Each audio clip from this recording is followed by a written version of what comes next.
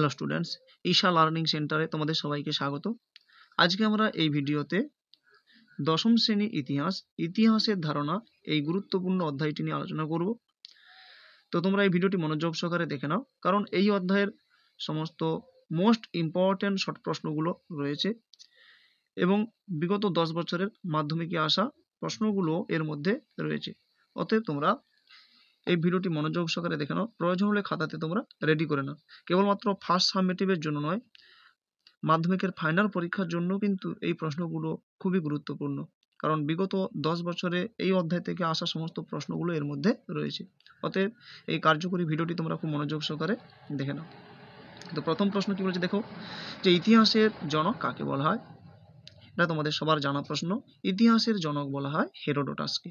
পরের প্রশ্ন, আধুনিক ইতিহাস তত্ত্বের জনককে? আধুনিক ইতিহাস তত্ত্বের জনক হলো লিওপোল্ড ভন র্যাঙ্কে। তোমরা বানানটা ঠিক করে লিখবে, র্যাঙ্কে।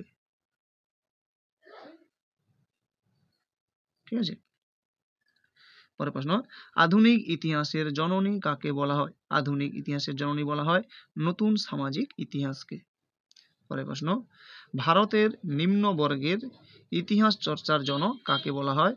ভারতের নিম্ন বর্গের ইতিহাস চর্চার জনক বলা হয় রণজিৎ গুহকে। পরের প্রশ্ন, কয়েকজন অ্যানাল গোষ্ঠীর লেখকের নাম লেখো।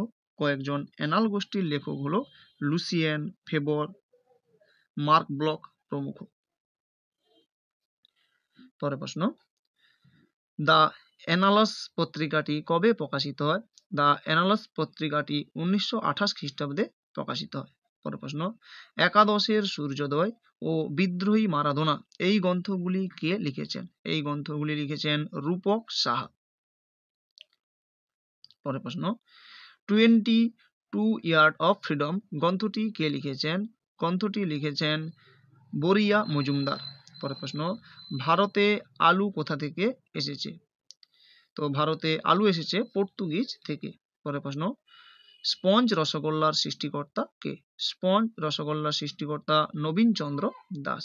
পরের প্রশ্ন, জীবনের জলসাঘর কার আত্মজীবনী? জীবনের জলসাঘর মান্না দের আত্মজীবনী। তোমরা আত্মজীবনীগুলো খুব ভালো করে মনে রাখবে, কারণ এগুলো গুলিয়ে যেতে পারে, তাই তোমরা খাতাতে নোটসগুলো রেডি করে পড়বে, বারবার পড়বে, ঠিক আছে, যাতে এগুলো একদম মুখস্থ হয়ে যায়। পরের প্রশ্ন, কত সাল থেকে ভারতে জনগণনা শুরু হয়? তো 1871 সাল থেকে বা খ্রিস্টাব্দ থেকে ভারতে জনগণনা শুরু হয়। পরের প্রশ্ন খুব গুরুত্বপূর্ণ, ভারতের প্রথম চলচ্চিত্র কোনটি? তো ভারতের প্রথম চলচ্চিত্র হলো রাজা হরিশ্চন্দ্র, যেটা 1913 সালে প্রকাশিত হয়েছিল। এটি একটি নির্বাক চলচ্চিত্র। পরের প্রশ্ন, রাজা হরিশ্চন্দ্র চলচ্চিত্রের পরিচালক কে ছিলেন? রাজা হরিশ্চন্দ্র চলচ্চিত্রের পরিচালক ছিলেন দাদা সাহেব ফালকে। পরের প্রশ্ন, বাংলা ভাষায় প্রকাশিত প্রথম নির্বাক চলচ্চিত্রের নাম কি? বাংলা ভাষায় প্রকাশিত প্রথম নির্বাক চলচ্চিত্র হলো বিল্ব মঙ্গল। পরের প্রশ্ন, বাংলার প্রথম সবাক চলচ্চিত্র কোনটি? তো বাংলার প্রথম সবাক চলচ্চিত্র হলো দেনা পাওনা, যা 1931 খ্রিস্টাব্দে প্রকাশিত হয়েছিল। পরের প্রশ্ন, সত্যজিৎ রায়ের প্রথম চলচ্চিত্র কোনটি? সত্যজিৎ রায়ের প্রথম চলচ্চিত্র পথের পাঁচালী। সালটা মনে রাখতে পারলে ভালো হয়, 1955। পরের প্রশ্ন, আধুনিক ভারতীয় চিত্ররীতির জনক কাকে বলা হয়? আধুনিক ভারতীয় চিত্ররীতির জনক বলা হয় অবনীন্দ্রনাথ ঠাকুরকে। পরের প্রশ্ন, দুজন বিখ্যাত বাংলা চিত্রকরের নাম লেখো। দুজন বিখ্যাত বাংলা চিত্রকর হলেন অবনীন্দ্রনাথ ঠাকুর ও যামিনী রায়। পরের প্রশ্ন, কত খ্রিস্টাব্দে কলকাতায় ট্রাম চলাচল শুরু হয়? এই প্রশ্নটিও খুব গুরুত্বপূর্ণ। 1873 খ্রিস্টাব্দে ঘোড়ায় টানা এবং বৈদ্যুতিক ট্রাম চালু হয় 1902 খ্রিস্টাব্দে। পরের প্রশ্ন, সরকারি নথিপত্র কোথায় সংরক্ষণ করা হয়? এই প্রশ্নটি মাধ্যমিকে কিন্তু এসেছিল। সরকারি নথিপত্র মহাফেজখানা বা আর্কাইভসে সংরক্ষণ করা হয়। পরের প্রশ্ন, the causes of Indian revolt গ্রন্থটি কার লেখা? গ্রন্থটি সৈয়দ আহমেদ খানের লেখা। পরের প্রশ্ন, সাইলেন্ট স্প্রিং গ্রন্থটি কে রচনা করেন? সাইলেন্ট স্প্রিং গ্রন্থটি রচনা করেন রেচেল কারসন। Rachel Carson.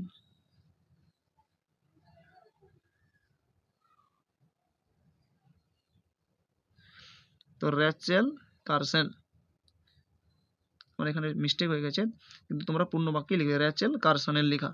পরের প্রশ্ন, জীবনের পাতাঝরা গ্রন্থটি কার আত্মজীবনী? জীবনের পাতাঝরা গ্রন্থটি সরলা দেবী চৌধুরী রানীর আত্মজীবনী। মোস্ট ইম্পর্টেন্ট একটা প্রশ্ন। পরের প্রশ্ন, লক্ষ্মী ভান্ডার কে গঠন করেন? লক্ষ্মী ভান্ডার গঠন করেন সরলা দেবী চৌধুরী রানী। নমো হিন্দুস্তান এই সঙ্গীতটি কে রচনা করেন? সরলা দেবী চৌধুরী রানী।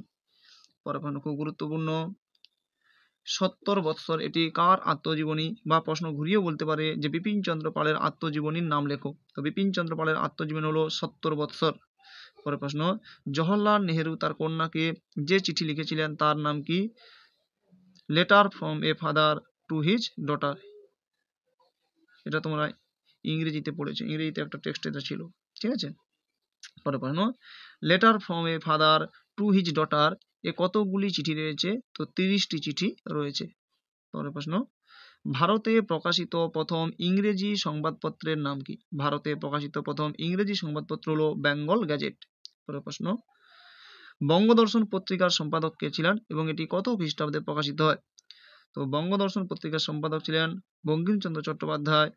এটি 1872 খ্রিস্টাব্দে প্রকাশিত হয় এবং তোমরা মনে রাখবে যে এটি একটি মাসিক পত্রিকা। প্রশ্ন এমন হতে পারে যে বঙ্গদর্শন পত্রিকাটি কি ধরনের পত্রিকা?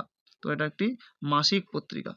পরের প্রশ্ন, ভারতে বাংলা ভাষায় প্রকাশিত প্রথম রাজনৈতিক পত্রিকার নাম কি? ভারতে বাংলা ভাষায় প্রকাশিত প্রথম রাজনৈতিক পত্রিকা হলো সোম প্রকাশ। এটি একটি সাপ্তাহিক পত্রিকা। তো বঙ্গদর্শন একটি মাসিক পত্রিকা এবং সোম প্রকাশ একটি সাপ্তাহিক পত্রিকা, অর্থাৎ প্রত্যেক সপ্তাহে প্রকাশিত হতো এবং এটি সোমবারে প্রকাশিত হতো, এই জন্য এর নাম ছিল সোম প্রকাশ।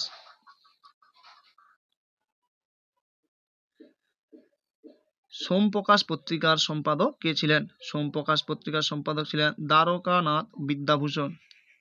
খুব গুরুত্বপূর্ণ একটি প্রশ্ন। তোমাদের এখানে যতগুলো প্রশ্ন রয়েছে সব কিন্তু ইম্পর্টেন্ট প্রশ্ন, তার মধ্যে যেগুলো আমি স্টার মার্ক দিয়ে দিচ্ছি এগুলো মোস্ট ইম্পর্টেন্ট প্রশ্ন, ঠিক আছে। তোমরা এগুলো খুব ভালো করে রেডি করে রাখবে।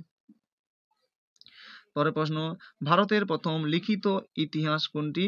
ভারতের প্রথম লিখিত ইতিহাস হলো কল্হণ রচিত রাজতরঙ্গিনী। পরের প্রশ্ন, আধুনিক ইতিহাস চর্চার সবচেয়ে গুরুত্বপূর্ণ উপাদান কোনটি? তো সরকারি নথিপত্র। পরের প্রশ্ন, নবান্ন নাটকের রচয়িতা কে? নবান্ন নাটকের রচয়িতা বিজন ভট্টাচার্য। পরের প্রশ্ন, আর্য দর্শন পত্রিকার সম্পাদক কে ছিলেন? তো আর্য দর্শন পত্রিকার সম্পাদক যোগেন্দ্রনাথ বিদ্যাভূষণ। পরের প্রশ্ন, বাংলা ভাষায় প্রকাশিত প্রথম মাসিক সাময়িক পত্রের নাম কি এবং এটি কে সম্পাদনা করেন? এটি সম্পাদনা করেন জন ক্লার্ক মার্সম্যান 1818 খ্রিস্টাব্দে। পরের প্রশ্ন, বাংলা ভাষায় প্রকাশিত প্রথম সংবাদপত্রের নাম কি? তো বাংলা ভাষায় প্রকাশিত প্রথম সংবাদপত্র হলো সমাচার দর্পণ। এটির প্রকাশক ছিলেন জন ক্লার্ক মার্সম্যান। পরের প্রশ্ন, সেদিনের কথা এটি কার আত্মজীবনী? সেদিনের কথা এটি মণিকুন্তলা সেনের আত্মজীবনী। পরের প্রশ্ন, রবীন্দ্রনাথের আত্মজীবনের নাম কি?